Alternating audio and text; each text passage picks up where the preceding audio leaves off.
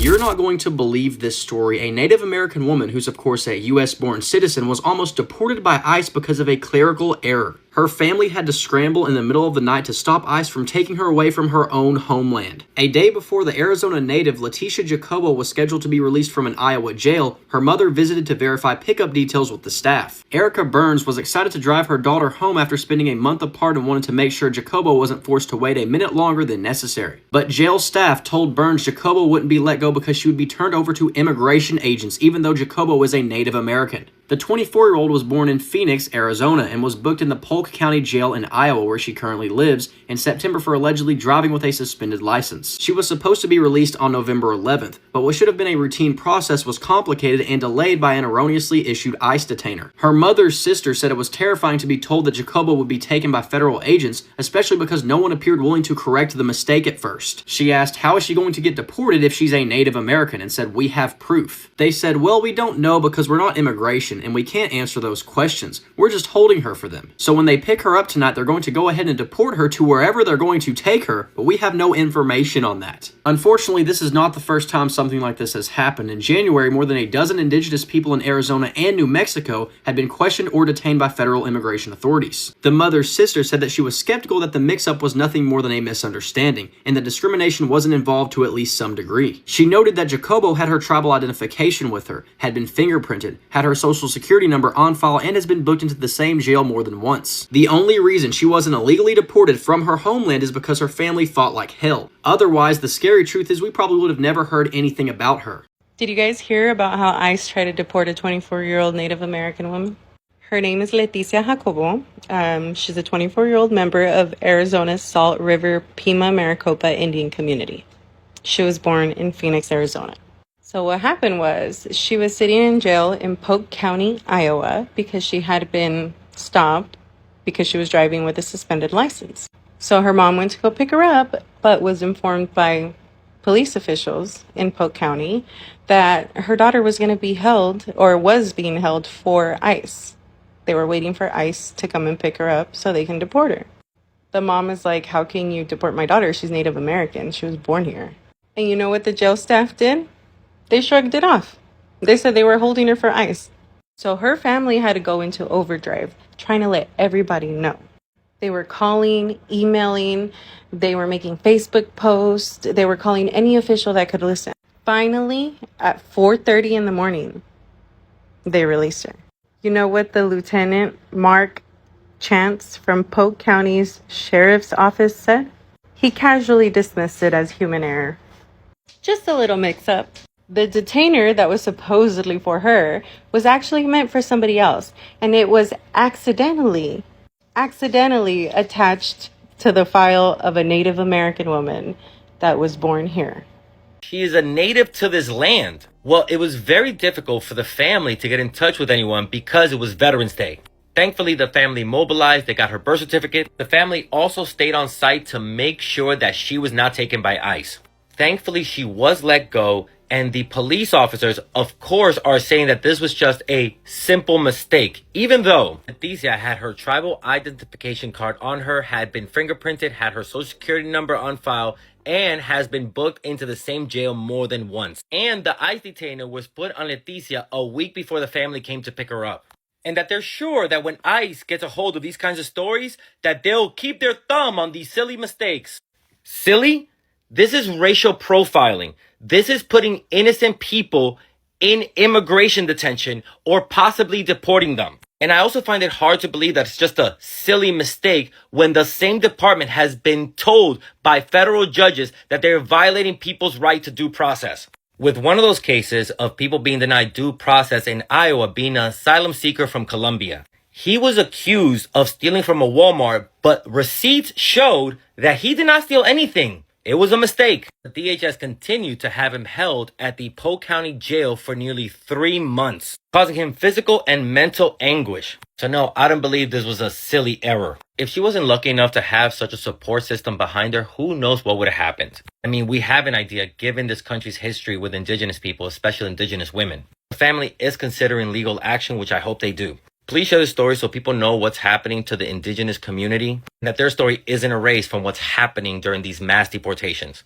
This story is very insane. When you think about it, look, you find some group of people living in a particular land. They give you a piece of that land. When you reproduce, you push them out of that land. But again, these people have privileges or special rights to be in this place. But you come and ignore all these rights and you try to feel like you are the ones who own the land. Isn't that not a piece of audacity? Oh my god, these Polk County officials who detained this Leticia Yakobo are very much unashamed to come and say that this is just a human error when they have put the family together with this woman under mental anguish. If this family did not fight enough, just as the speakers did say, that means that Leticia Yakobo would have been deported, and who knows what country she would have been deported to. Imagine being deported to a country where you know nobody, you don't have a sense of identification to that, you've been thrown away from your family, and your family is worried about you, you're worried about your family, and no one wants to communicate to them and also tell them that they have deported you. If this lady would have been given to ICE, definitely ICE would have deported her and her family wouldn't even know where she was, because you know ICE, they don't want to explain anything. You don't know who ICE is because they are on face mask, and the way ICE treat people who are trying to somehow explain, they would treat it as resistance and they use a lot of force. That is exactly the reality of many indigenous Americans, and this is the state that they are living in right now, being profiled or being stereotyped and wanting to be deported in countries where they do not belong, yet their ancestry is the one that they were born in America. They are original settlers of America. But hey guys, there's a lot of opinions to come. Then thereafter, I'm gonna come and give my unsolicited commentary. So I'm gonna urge you to stick around and let's go. My mother got a call from my sister stating that she had an ICE hold on her at Polk County Jail, and she wasn't sure why. She was a little confused because my niece been there a few times before, and it was only a traffic ticket that she was serving a little time for. So we were a little confused about that and didn't know what to do at the time because no one was giving us answers and no one would open up because it was a holiday. And so we did our best by spreading the word and getting help from anybody we could because no one would answer. But we're grateful for all the help that the community pulled through. Everyone was calling and spreading the word, and we had a lot of support from all over the world, from different tribes, people that weren't even our tribe. We're just very grateful that we caught it, because if we did not catch it in time, just to think that if she didn't have family members that cared for her or that was checking on her, she would have been signing a paper to get deported, not to get released. I mean, you look at her, you could tell she's Native American, and she had her tribal ID with her. I've heard it happen before to a lot of Native Americans, and it didn't really hit me until it hit home. It's terrifying. It feels like we're just going to be taken, and nobody's going to know, or they don't let you call, or they don't. It's frightening. It really is. I saw that this morning the Department of Homeland Security posted on their Twitter that this is a fantasy. I didn't know if you wanted to react to that at all. Yeah, I do, and I did comment on it. It's just it's not. There's no excuse for that, and especially if it was a whole week's wait for them to realize they messed up. Now, if my sister did go in there and see that mess up, there would have been no help for Leticia. There would have been no one to catch it, or it just don't make sense. And especially if she had her tribal ID, how do you mistake that? And it's very racial profiling. I feel it and I know it, and there's no excuse for it. And there's no big mistake that, oh, it was a human error. A human error on her life, a human error on her, because you made a mistake and almost sent her somewhere she has no idea where she was going to be at. I pray that everybody stands together and sticks up for each other, because we can't have this happen again. And next time we may not catch it. Someone may get lost and just be alone if they don't have family members. And I'm happy my niece had her family members on her side.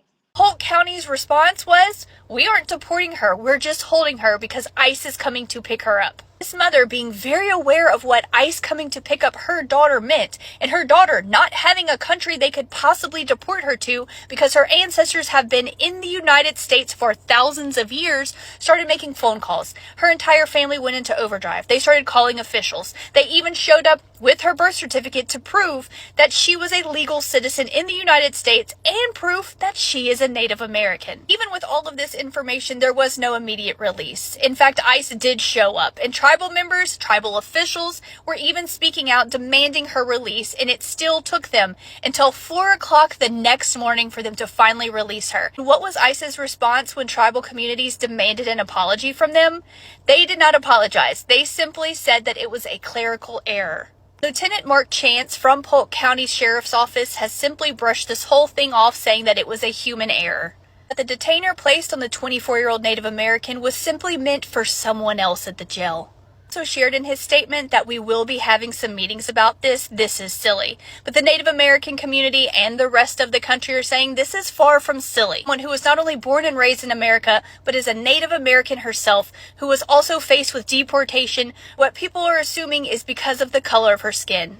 If you've reached to this point of the video, you're probably wondering, darling, why are you repeating the same thing? But this is where I want you to be keen enough, because if you've learned or if you've been in a literature class, there is the essence of repetition, right? It makes you understand a certain concept and also makes you aware of certain aspects in that concept. And this is exactly why I wanted you to listen through to the very end and listen to different speakers trying to say almost the same thing. It brings consistency to the story. That means that everybody is not satisfied with what the county jail official was saying that it's just a human error. Imagine the mental torture that the family went through. Imagine the type of anxiety and uncertainty that Leticia Yakobo faced. That is exactly what I wanted you to picture while listening to these different speakers. If that is verifiable, that is Leticia Jacobs or Leticia Yakobo's sister who was being interviewed, then I mean, you just heard from her and she just gave you first-hand experience of what happened or what the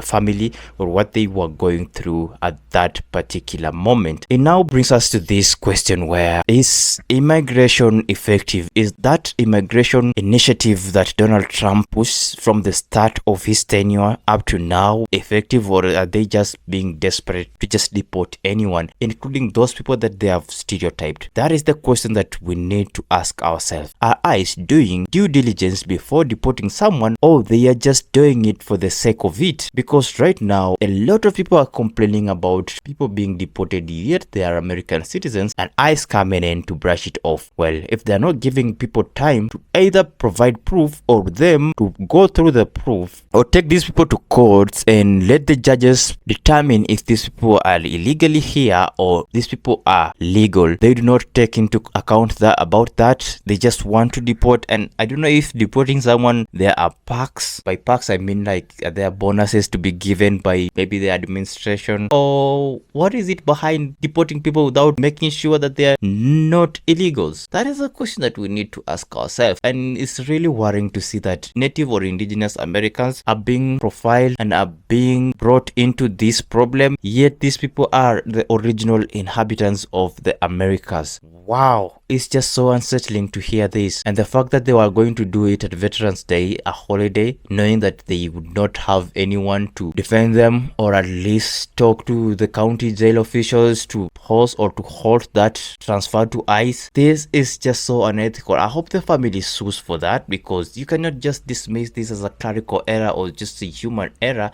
without even apologizing to the family. It's like, oh my god, that is like disrespecting that family. It's just like looking down upon this family just because you've been caught pants down of you not making due diligence of the subject. Just because you have power, you can just say that this is just a simple mistake and it goes on like that, or it just goes off like that. No, that needs not to be dismissed like that, and I hope the family pursues a legal path for this. Even if it takes a long way, or even if it takes a long time, at least the family deserve justice for what these county jail officials or what ICE had make them go through. They deserve at least an apology, and just because it was never issued, they need to sue these county officials. But well guys, that's just about it. That's my opinion about this whole issue. What do you think about this whole Leticia Yakobo situation? Do you think that Native Americans or the indigenous Americans were disrespected in this, or do you think it's just as the county official stated, a simple clerical or human error? And what do you think should be done going forward so that not many Native Americans would be subjected to this again? Are cases of deportations really legitimate, or are ICE just rushing to deport people who even some of them are confirmed Americans, or people who are yet to be confirmed to be Americans but they have followed due process? You let me know in the comment section down there below. And also, if you do disagree with this, please do so, don't be shy, and if you do so respectfully, because I encourage healthy debate in this channel. Also, don't forget to go and check these creators that I've featured in this video today. Go on to their TikTok accounts, follow these accounts, like their videos, and for this particular upload, make sure you smash a huge thumbs up button, consider subscribing to the channel, turn on post notifications so that you may not miss my next upload. And with that, guys, let me meet you in the next one. Danny here, signing out. Peace.